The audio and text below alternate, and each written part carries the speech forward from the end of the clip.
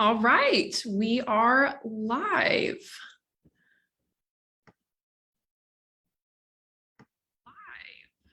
Okay, perfect. I just wanted to double check that that was working, and it is, which is amazing. Very good. I think it's always a little bit of not a struggle, but you want to make sure it's actually working every time you start a live stream. So I'm just double checking that, and it is up and going. So awesome. So today I am taking over this live backstage class. Kate had to drive her son and mother to the airport. Her son got to go to Florida with his grandma. And I was like, I want to be Connor. I want to go to Florida. What a lucky kid, right? So today I am teaching the live backstage class. It's just me. And I'm very excited to teach this because this is something that has been the number one best piece of advice I have ever gotten. I have used this consistently throughout my time in college.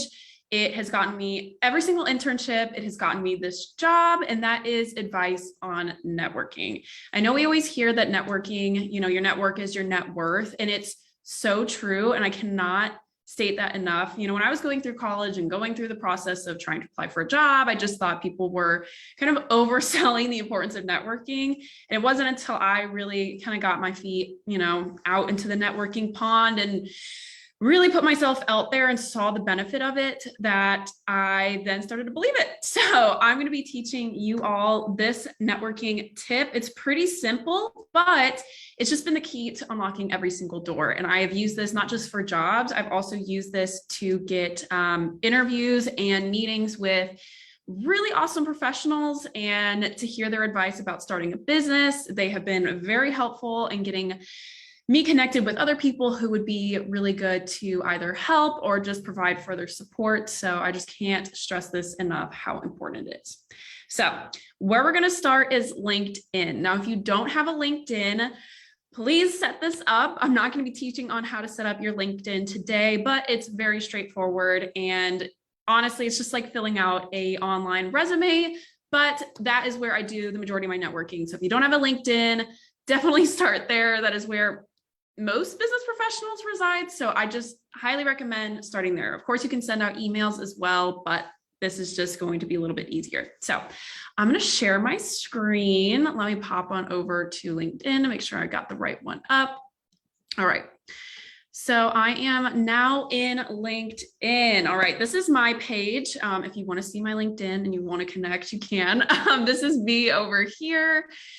For those of you who maybe don't have LinkedIn or don't have it up, this is kind of what it looks like. You just put your name, your job title. I have my about section, anything that I want featured, and then all experience, education, licenses, certification, skills, recommendations, blah, blah, blah. So all of that's there, and definitely put some effort into filling this out. I update this all the time. I try to keep it relevant. It just helps if people are browsing through your profile, and especially when you're networking with people, that they see that you're keeping it up to date and you have all the most recent things there. It just makes you look like you're on top of your game. Now, let's say I don't know. So we have a lot of dogs here. So I'm in the dog world and I want to start a business, something around animals, something with maybe pet food or dog toys or something of that. I don't have dogs anymore, so I'm a little out of touch, but there are a lot of dogs here. So let's just say that's where I'm starting. And let's say I'm thinking a company. So once you have, your business idea, the field you're in, and you're trying to think, well, okay, what companies apply to that? So one that's huge and comes to mind for dogs is Purina Farms, Nestle Purina. Their headquarters are actually in St. Louis. One of my best friends works there, and it's a huge company, and they, make the dog food and toys and do all the dog shows. So that's where I am going to start for this, just for the example. So you kind of want to start thinking about any company, do your research, companies that are in this field, big, small, even just really big influencers, even smaller influencers. You just kind of want to start compiling kind of a mental or written list of people that would be really good to connect with. So I already kind of did my, research, but I'm going to go to Nestle Purina. So I start here. This is awesome. I'm on their homepage. Now, to start building those connections, I'm looking at this. I'm trying to find some people.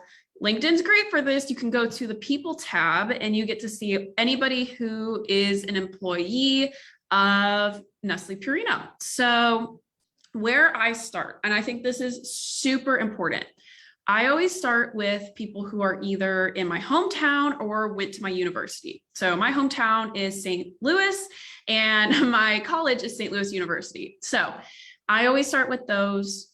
Why? Well, people who share something in common with you, like a shared hometown or a shared university, it's a really big shared experience. It provides you something that you can bond over on the phone call. Once you get that, it just gives you that little piece of edge. It just provides a connection beyond, just a random stranger. And people tend to favor someone who has something in common with them, especially if they don't even know you yet. So that's where I tend to start. And honestly, for me, I start at university level because I just think it's such a unique culture. You share that culture for 4 years, you lived at this university. I think it's just an easier place. And I found it to be more successful. So my university was St. Louis University. There's a ton of those. And if you look at if you look at businesses within the college area, you'll definitely find more people who are at your university. So since so many people from St. Louis University go to Purina, which is in St. Louis, it just makes it a little bit easier. But I'm going to click on that.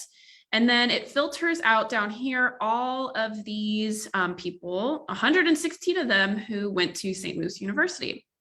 Now, at this point, it depends on what your goals are. So I would look at what their job title is to see if it's even relevant to you. Somebody who maybe works in IT won't necessarily be the best person to have a nice little chat with.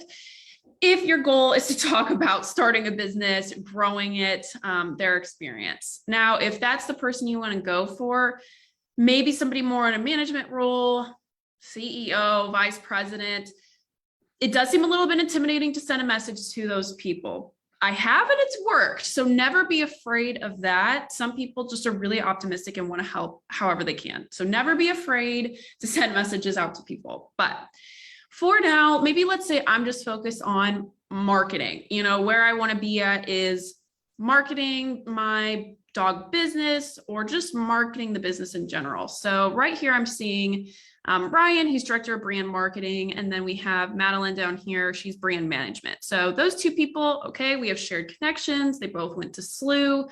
SLU is short for St. Louis University. So I think those would be two really good people to start with. So I can click on his profile. And now he is private. So when you see this little lock message, it's not that you can't try it. That's a lie. You can still send that connection and you can add a note. So this here is where you get to send that first little connection. And I will actually send this to him. So I'm going to say, hi, Ryan. I am a St. Louis native and love the work Purina does. I would be interested in hearing more about your work as director. Lord, if I could spell, it'd be great. Of brand marketing. Purina. Thanks. All right, now 300 characters is really short. I keep these messages very direct.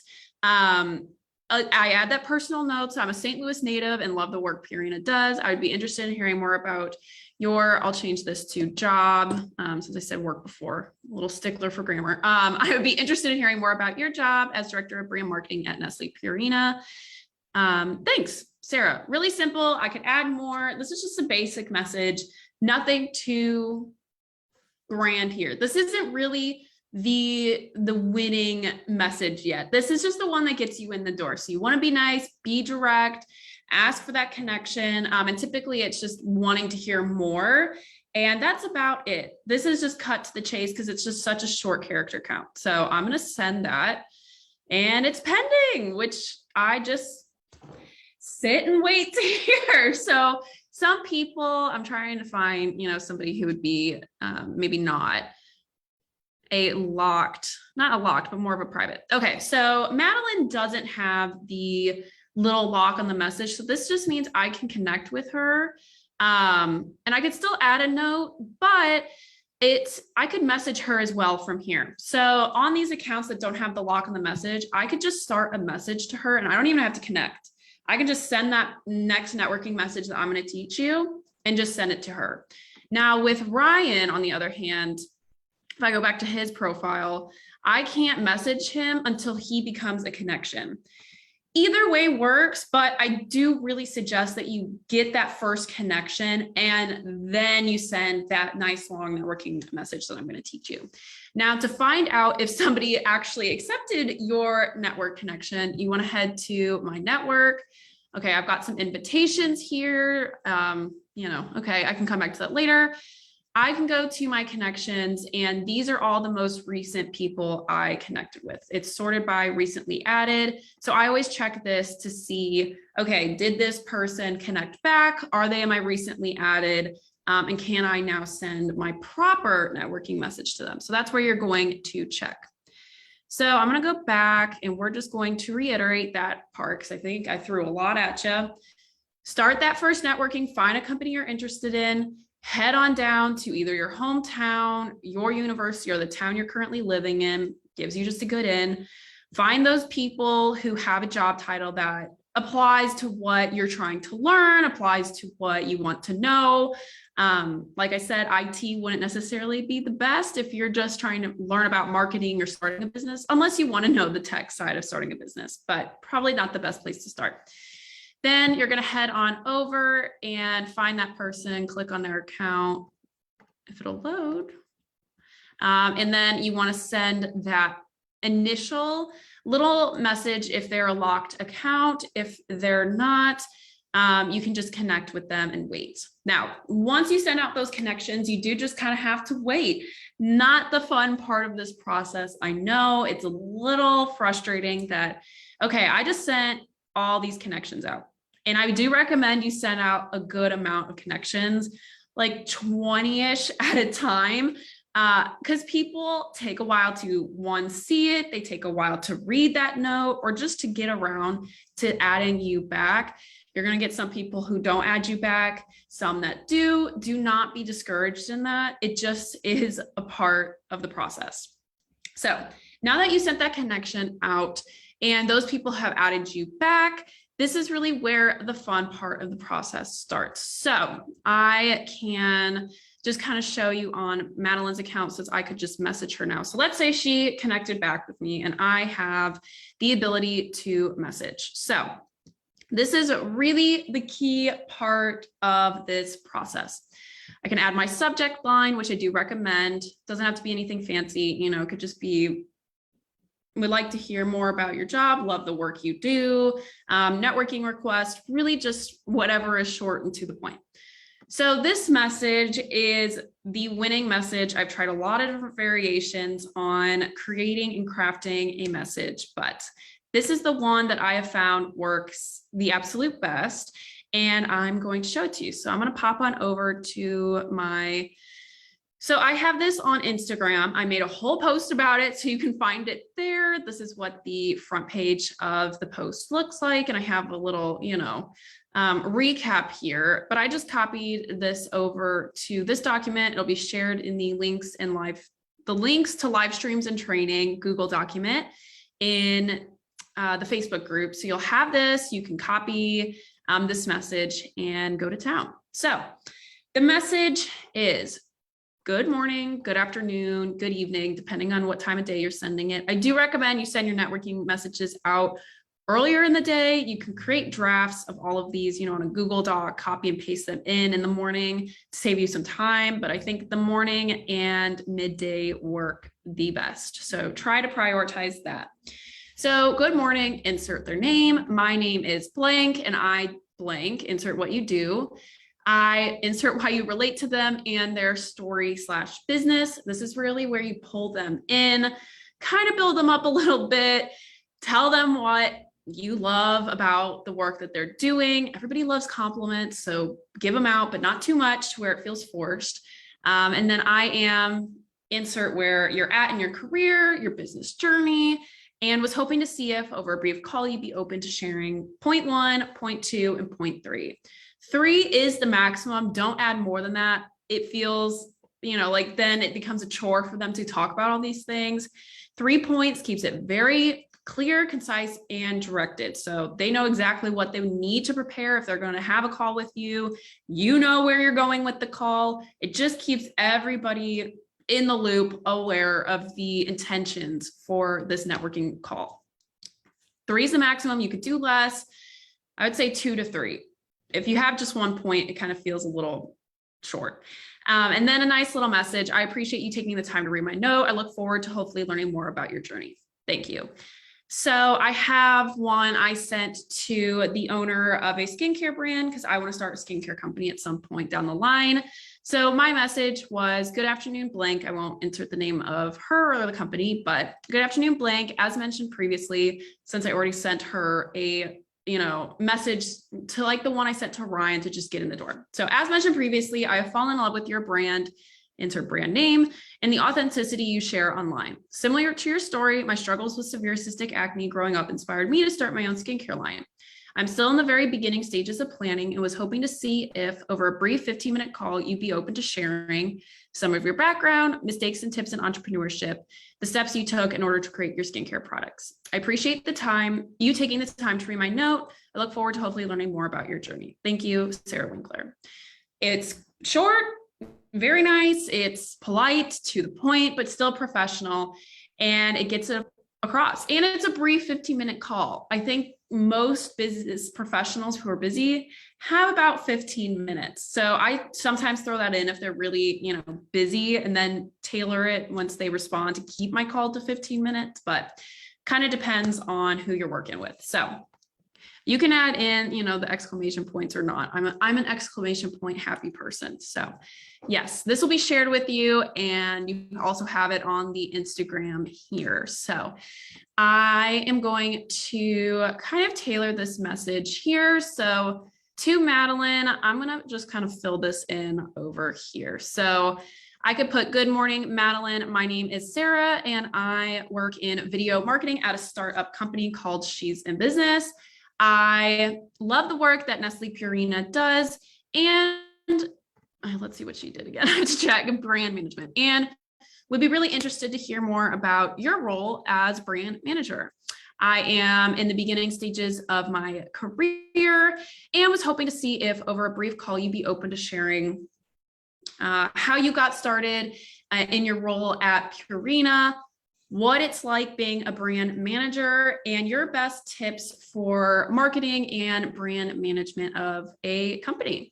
I appreciate you taking the time to read my note. I look forward to hopefully learning more about your journey. Thank you, Sarah. So I would send that over, add my subject, and wait.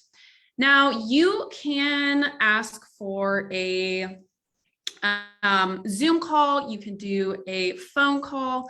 When they respond, that's kind of where you tailor that option. Now, big disclaimer, people are not going to respond. And most of the time you get a lot of unread messages or read messages. Very rarely do I actually get people who say no, they just don't respond, but you will get those few yeses. And the yeses that you get are the ones who actually want to help. They are the ones who are interested. They want to provide advice. They're enthusiastic in helping you. Those are the people that you want to talk with. You don't necessarily want the people who are begrudgingly doing this. Now, if you sent out a lot of connections and you didn't get a lot of response back, or maybe you only got a few messages back, it's okay to send a follow-up message. I would wait a couple weeks first. People are really busy and they have busy lives. Sometimes they don't check their messages. Sometimes they read it and meant to respond, but they just totally forgot. Just give it a little bit of time. You can send a follow-up, just summarize your points above and just ask if they're interested. At that point, just drop it. If they don't respond after the second time asking for a call, just leave it. And no, you're not pushy for asking a second time.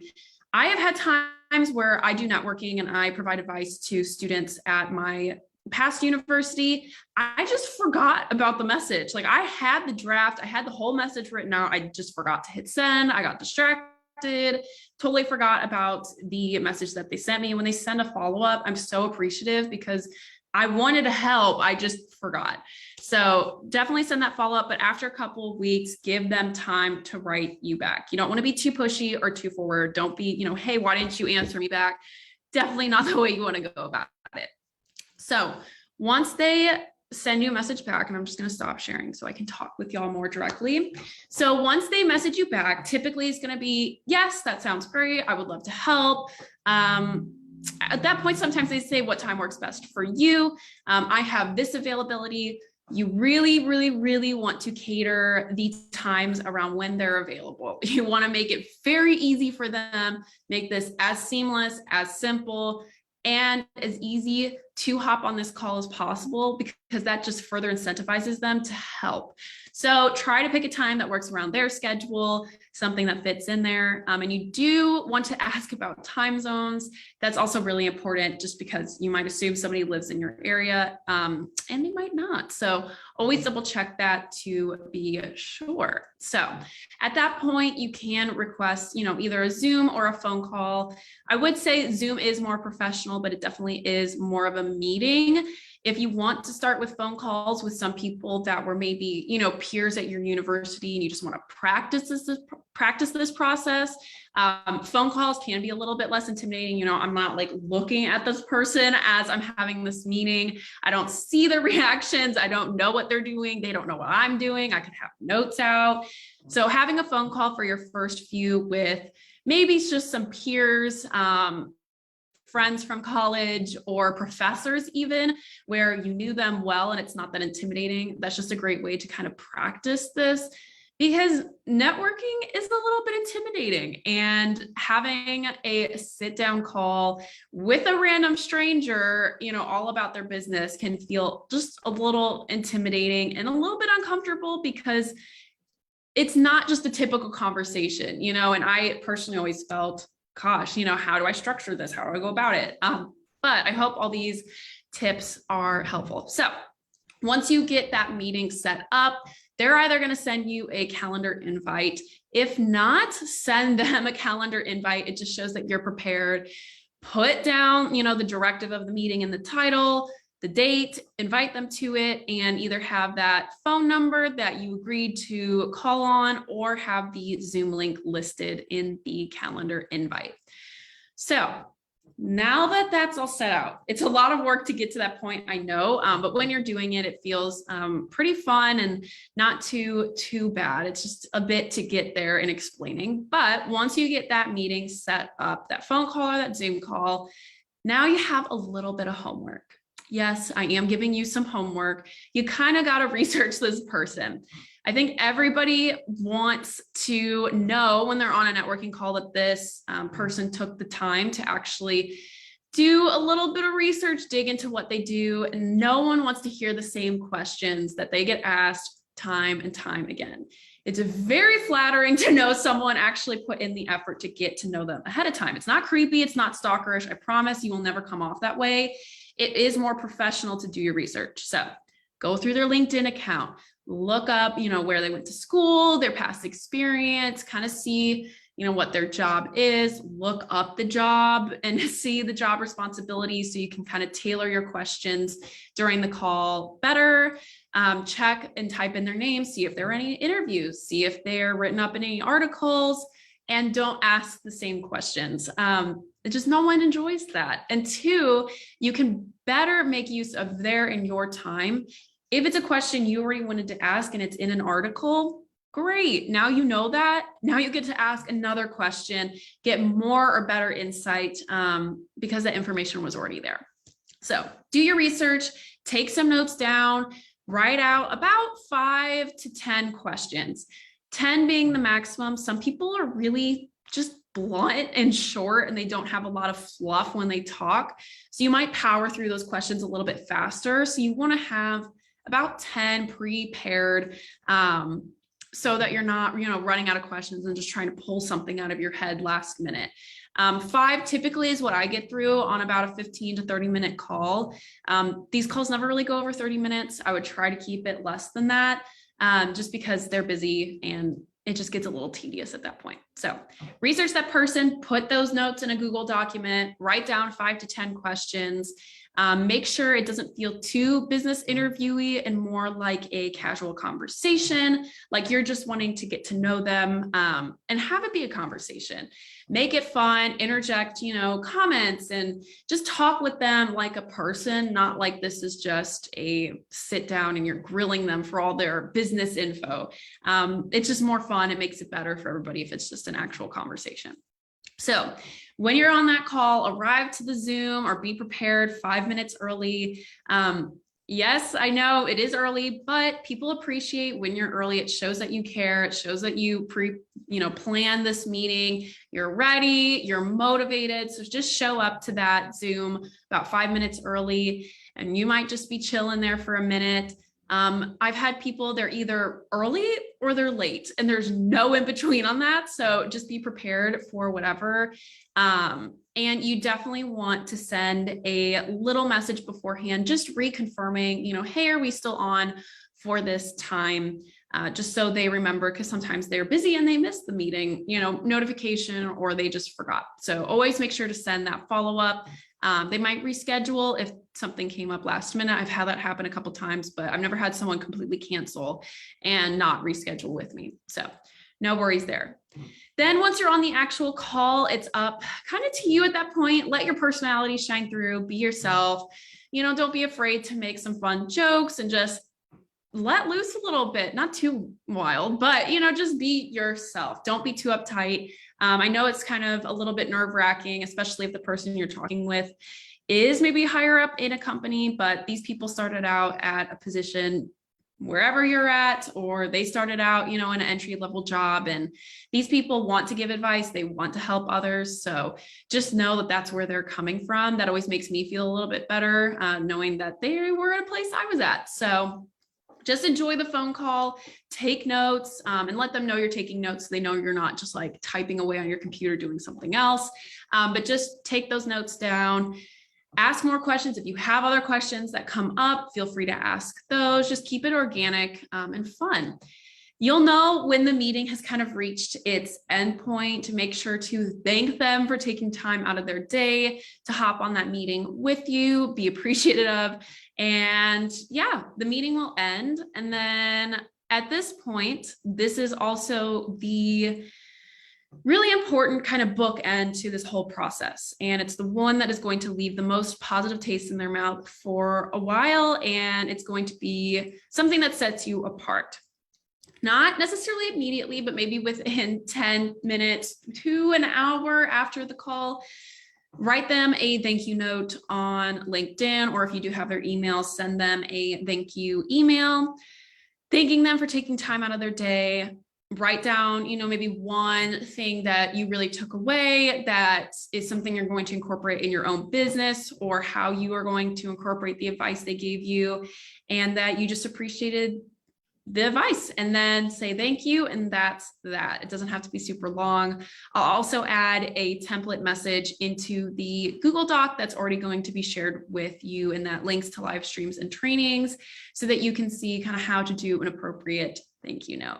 And yes, I can say from my experience being on the opposite end of being the person who people are trying to network with at SLU, when I give advice to students, the ones that write that thank you note really stand out. And I remember them because I have checked back up with them. I want to follow up. I feel like my efforts were appreciated, which makes me want to continue helping. And it just feels good. Everybody wants to be thanked for them taking time out of their day. So definitely make sure you do that and send that follow-up. All right. I went through that in about 30 minutes, and I know I just threw a ton of information at you. I'm going to just give a little recap of this process so you just have that once again, and then I'll give you some of the best practices after that. And all of this will be in your Google Doc, so no worries, the whole steps, everything you need to do.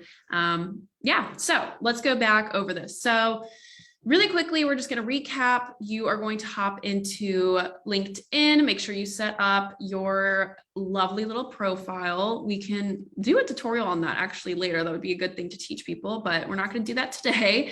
And find a company that is applicable to the career, the business that you're starting. And for this example, we said I'm doing a dog company. I'm going to look at Nestle Purina. And then if you head on over to that people tab, you get all the people that work there. Okay, almost 8,000 employees. That's crazy. They have a lot. They're a big company. So I can either look at people in the greater St. Louis area or St. Louis University. Like I said, your hometown, the town you live in, and or the college that you went to provides the best results, since typically you share connections, and two, it's a shared commonality. People like to just talk with people that have something in common. So I went to St. Louis University. I connected with Ryan. I'm waiting to hear back. If I get that connection back, I will have that call with him and I will let you know how it goes. And then Madeline as well. If I was looking at marketing, these two people to me looked like really great connections to kind of learn more about marketing my dog company. So I sent him that networking little request. Now, eventually I would hear back from him. If I wanted to know when I got a network, I don't know how you would phrase it. Once I want to know when somebody has added me back or has connected with me back, I would head to my network connections, and I can see all by the recently added who is popping up here, who has connected back with me. I'd find those people, I could send that message to them. And once again, that message is inside of this document, which will be, I'll attach it to this live stream, and it's also in your links to live streams and trainings. Insert the information that you want to change out. I have that example down here, and just copy and paste that message once you have it written up and send to the person. Then you wait. Give it about a couple weeks to hear back from them. If you don't hear anything back, then send a little follow-up message, very brief, not too persistent, but just a follow-up, a very polite check-in if they are still interested, that you would love to hear about any advice that they could provide. If they don't respond at that point, just let it go. I know that's hard, but it's nothing about you. Believe me, I send out a lot of connections and networking messages, and you only get back, a small percentage of those. It's very typical. Don't freak out. I have many friends who also use this method, since we kind of all shared it with each other, and it's the same way. We all talk. We're like, do you not get a lot of connections back?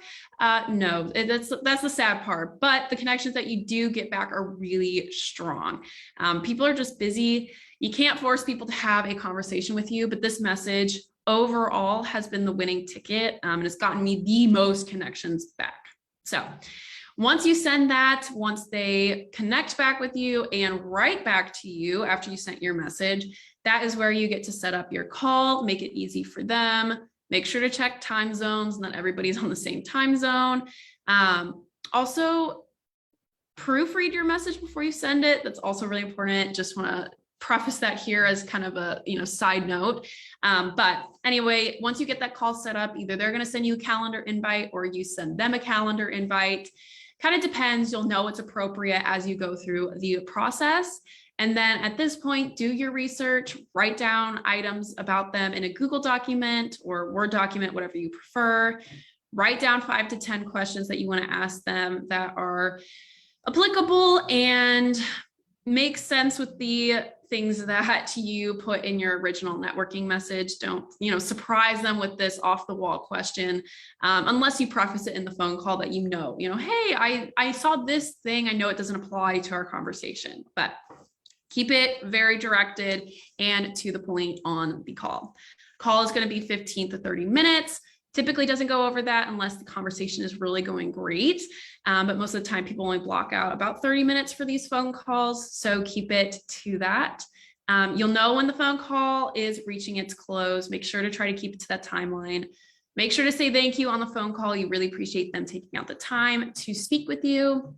And then after the phone call, that is where you send your thank you note about I would say 10 minutes to an hour after the call. You don't want to wait too long because then it looks like an afterthought. So definitely try to follow up within the hour after the call.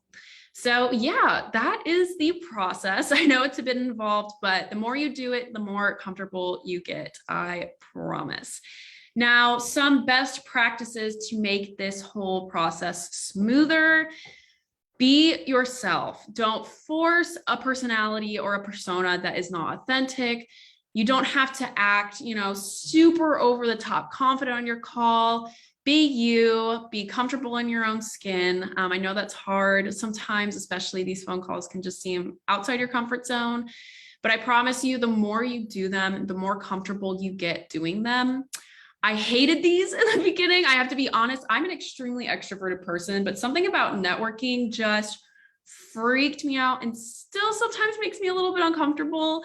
It's something about just, I don't know, they're really, people who have incredible jobs and you don't necessarily know how to go about the conversation. But once I just practiced it, and now that I have a template that I have shared with y'all about how to go through that phone call and make it really worthwhile, I feel a lot more comfortable because I know what to expect. And that's why I would recommend that you start, like I mentioned earlier in this lesson, to have calls with either your friends, peers, other people, maybe that just work in a company that are in a similar level job position. So you don't feel like there's too big of a difference in the power dynamic. Talk with old professors who you really liked. Just kind of start and practice, still follow all these tips and make sure you are treating it as you would with somebody who has a really big job title.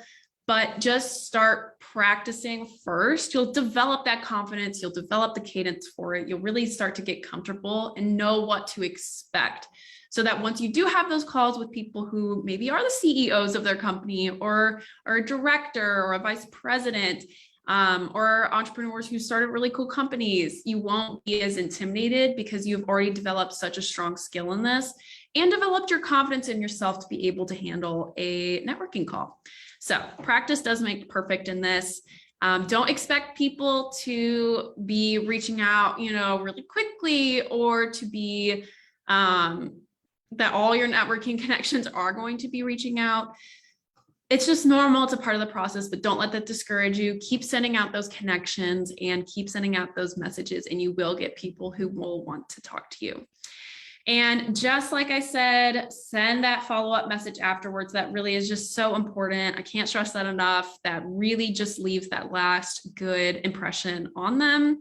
And then if you want, a couple months down the line, follow up, send them another message, just wanting to check in, hear how they're doing.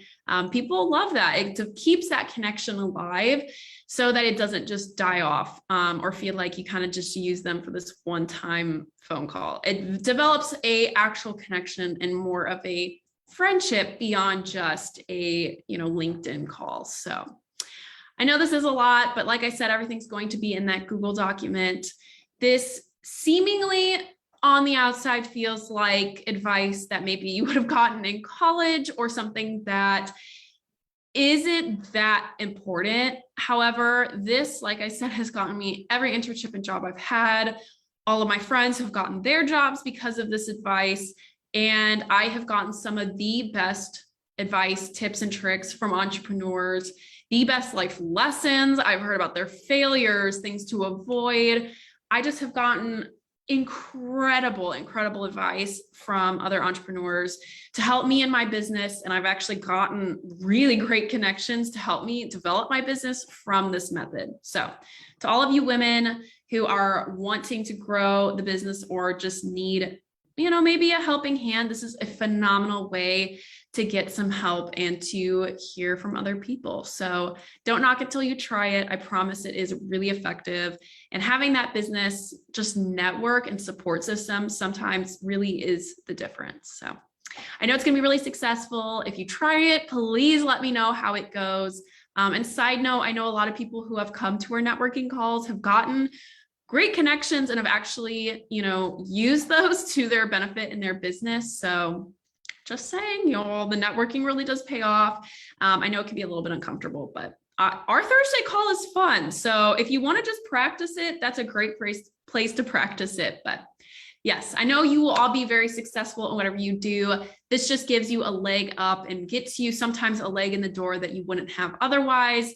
Use it to your advantage. It will be really successful. And I can't wait to hear how it goes. So, and I'll update y'all if Ryan ever responds to me. So have a great day, everybody. And I will be seeing you tomorrow in the networking call. Bye, y'all.